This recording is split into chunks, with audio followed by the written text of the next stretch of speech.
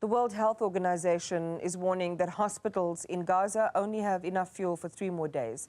This as Israel blocks one of the last border crossings into the enclave in Rafah.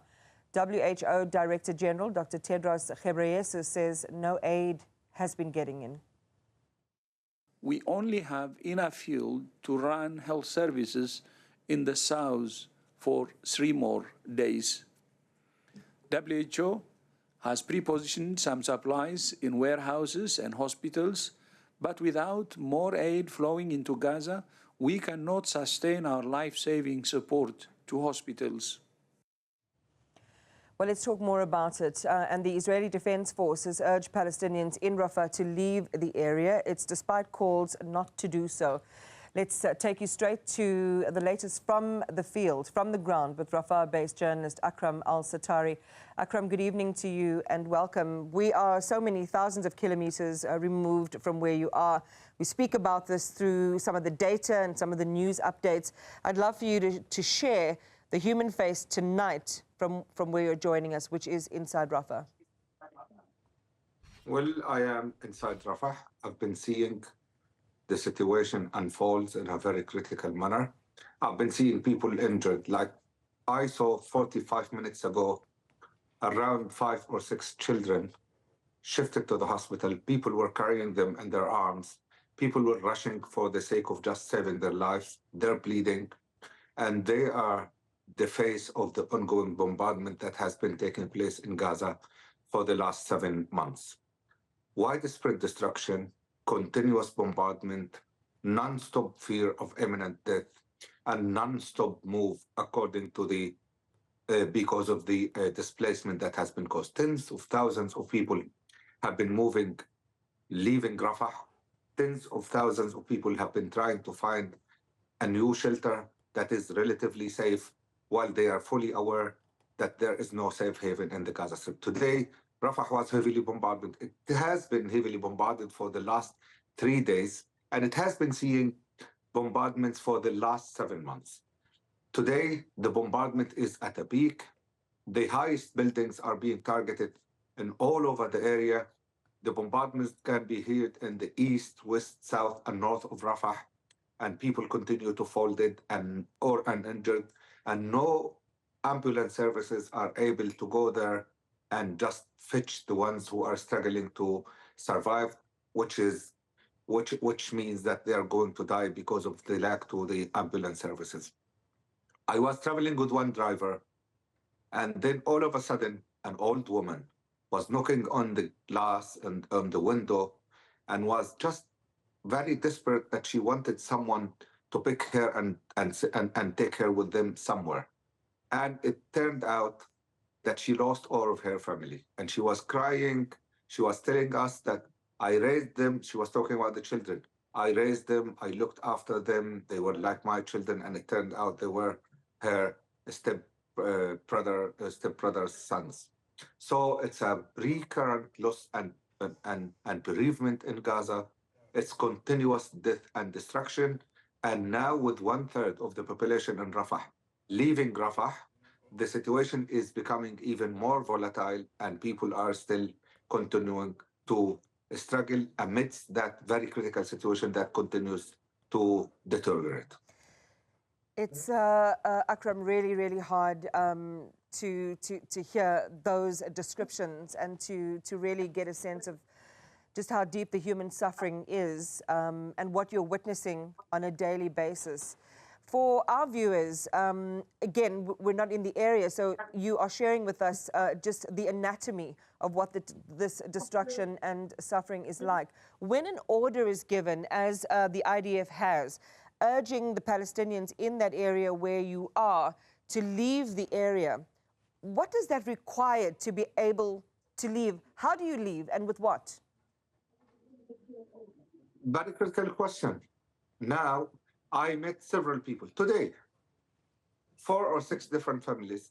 They didn't have money for the transportation. They do not know where to go. They have no families or relatives that can shelter them. If they go to Khan Yunis, then Khan Yunis is fully destroyed. Where can they probably stay? If they stay in an area that was unharmed or partially damaged, there's no water supply in Khan Yunis. How can they get the water?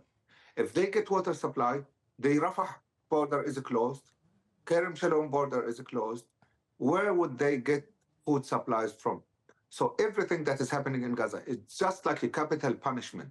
Is that people were doomed to die, and Israel is doing that for the sake of just realizing that verdict to kill the Palestinians. So Palestinians are living with almost nothing.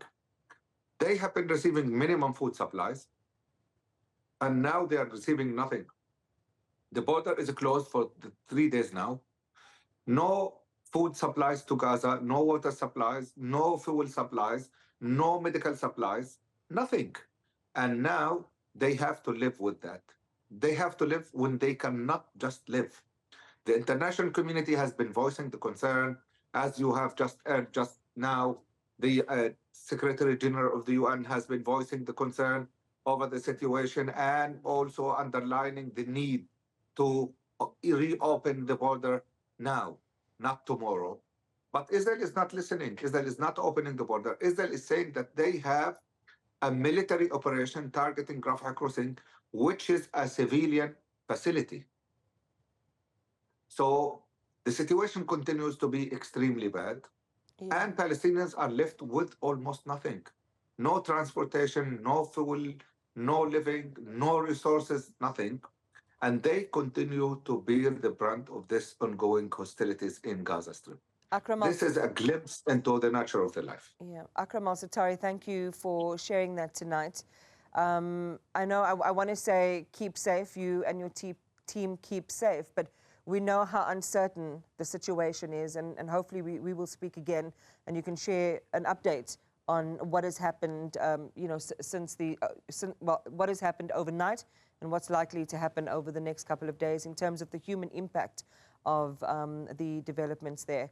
I want to take a look at the story from another perspective with Faith Mabera, who is a senior researcher at Global Dialogue. Faith, good evening to you and welcome again. Thank you very much for popping in. It's very hard to hear the situation that Akram is describing. We see it, we've heard a number of reports from a number of international agencies who are working in the field, in the area, and the picture is depressing. The picture is deadly. I'd love to hear your reflection on what's happening in terms of not only in Rafah, but also just in Gaza itself as well.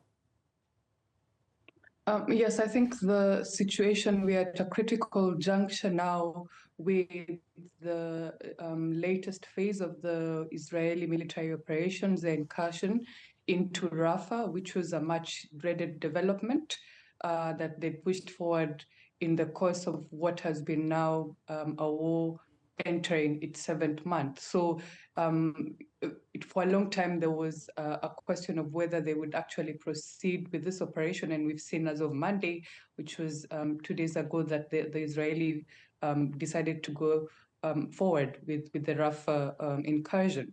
So Rafah is a critical point because it served as the main entry point for a lot of the humanitarian supplies, particularly because of its positioning on the southern part of the Gaza enclave, closer to the Egyptian border.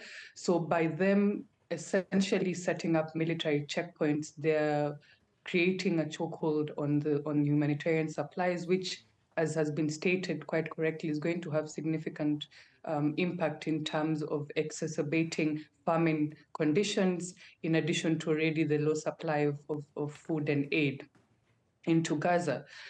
Interestingly, the Rafah question also has raised important and very far-reaching questions about what's happening behind the scenes. Insofar as of Monday, we know that the Israeli War Cabinet outrightly and categorically rejected the ceasefire proposal that had been put forward by Egyptian and Qatari mediators.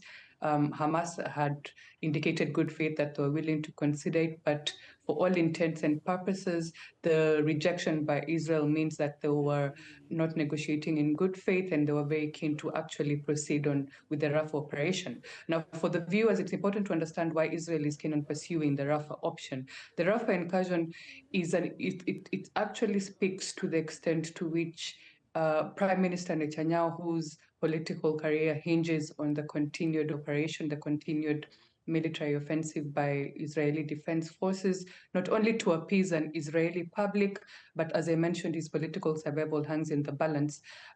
Also remember that the members of his coalition, including far-right members like his Defense National Security Minister, and his finance minister, who are very key linchpins of the coalition, are actually very dead set on total annihilation of the Gazan population. So he is, but for all intents and purposes, pandering to their needs as well as his own interests. But so Faith, where does this end? Because, you know, I'm just thinking about the Israeli military talking about you know, its discoveries of Hamas infrastructure in several locations in eastern Rafah.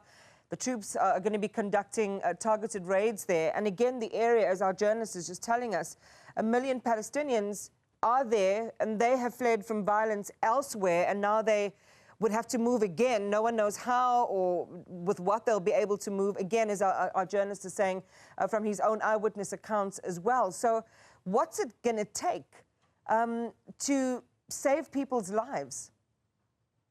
But this speaks again to the larger point about the real intent behind the Israeli operation, which is the larger question of the genocide comes into full view, particularly because the goalposts keep shifting. So we saw right at the beginning of the offensive in October, a huge chunk of the Gazan population were asked to move to the northern part, and then the bombardment continued. Now the Israeli Defense Force has essentially moved into Rafah, and they're creating almost a corridor alongside the Newzroom, which will actually separate and create a very militarized zone between northern and southern Gaza. And by moving now an already beleaguered population into the southern end, then you're just creating and you're continuing with the conditions for more bloodletting. So they keep moving the goalposts, which is in a way sort of a pretext for their larger war objectives. We'll be watching this one closer, but Faith Mabera, thank you very much for sharing with us your perspective tonight. We appreciate it. Faith Mabera is a senior researcher at Global Dialogue.